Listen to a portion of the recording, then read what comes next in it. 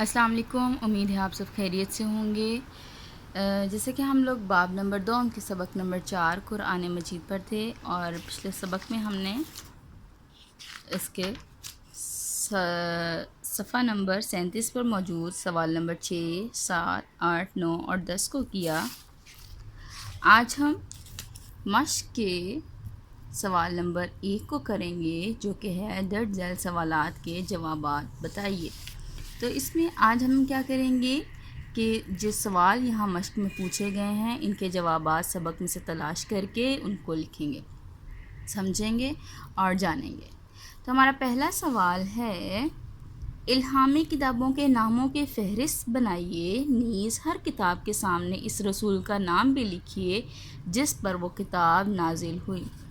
تو ہم نے کیا کرنا ہے کہ جیسا کہ ہم جانتے ہیں کہ صرف 4 الہامی کتابیں ہیں، اور الہامی کتابیں وہ ہوتی ہیں جو اللہ تعالیٰ نے اپنے پیغمبروں پہ نازل فرمائیں، جو کہ صرف 4 ہیں، اور ہم نے ان کتابوں کے نام لکھنے ہیں، اور یہ جن رسولوں پہ نازل کی گئی ان کے نام بھی ساتھ لکھنے ہیں۔ تو سبق میں بالکل شروع میں یہاں پہ آپ دیکھ سکتے ہیں کہ کتابوں کے نام لکھے ہوئے ہیں، توریت، زبور، انجیل اور قرآن مجید۔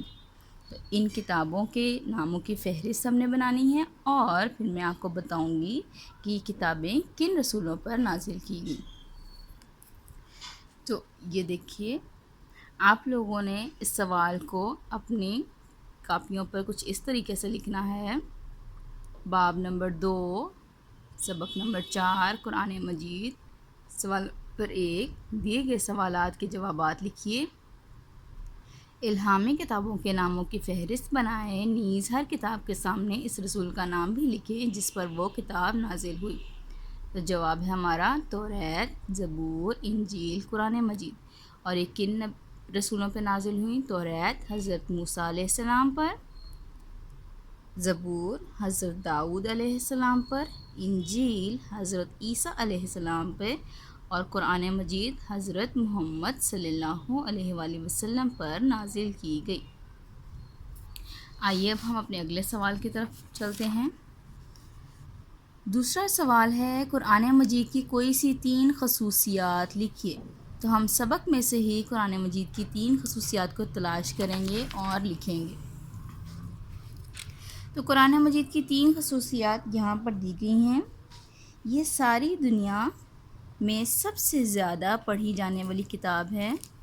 قرآن مجید ہر لحاظ سے ایک مکمل کتاب ہے، کیونکہ یہ قیامت تک کے انسانوں کے لیے ہدایت اور رہنمائی کا ذریعہ ہے، اور قرآن مجید کو خود پڑھنا اور دوسروں کو پڑھانا بہت ثواب کا کام ہے۔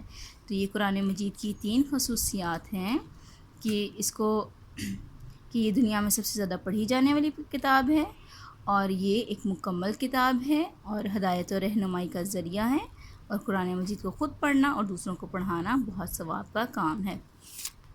اس سوال کو آپ اپنی کاپیوں پر کچھ اس طریقے سے لکھیں گے۔ قرآن مجید کی کوئی سی 3 خصوصیات لکھیں۔ قرآن مجید دنیا میں سب سے زیادہ پڑھی جانے والی کتاب ہے۔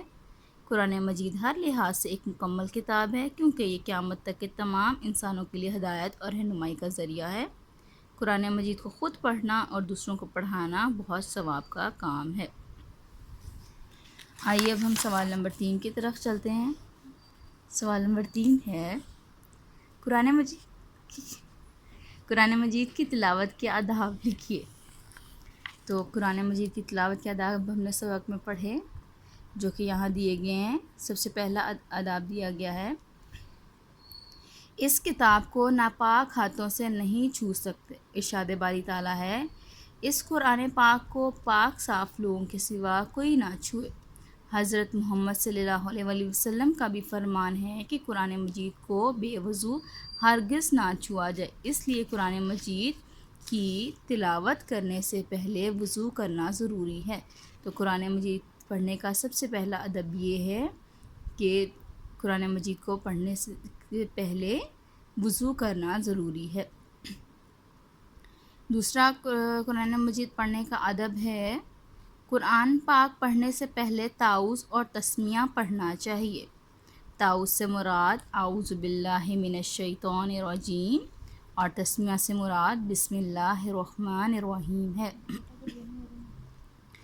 कुरान मजीद की तिलावत करते वक्त किबला की तरफ मुंह करके दो जानों बैठना चाहिए। दो जानों का मतलब होता है घुटनों के बल बैठना चाहिए। हमेशा जब भी कुरान पाक की तिलावत करें किबला की तरफ मुंह करें और दो जानों बैठें। चौथा है कुरान पाक को किसी ऊंची जगह पर रख कर पढ़ना चाहिए। कुरान पाक आहिस्ता आहिस्ता और ठहर ठहर कर पढ़ना चाहिए, जैसा कि कुरान मजीद में इरशाद होता है, और कुरान मजीद को खूब ठहर ठहर कर पढ़ो।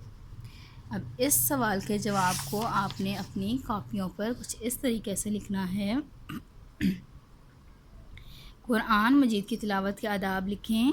कुरान मजीद की तिलावत करने से पहले वज़ू करना चाहिए।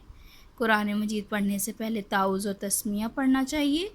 कुरान की तिलावत करते वक्त किबला की तरफ मुँह करके दो जानों बैठना चाहिए। कुरान मजीद को किसी ऊंची जगह पर रख कर पढ़ना चाहिए। और आखिर में कुरान मजीद आहिस्ता आहिस्ता और ठहर ठहर कर पढ़ना चाहिए। उम्मीद है कि ये 3 सवाल आप लोगों को बहुत अच्छे से समझ आ गए हैं। आप लोगों ने इन सवालात को अपनी कापियों पर बहुत ही अच्छी लिखाई में इस तरीके से लिखना है और फिर इसको याद करना है। अल्लाह हाफ़िज़।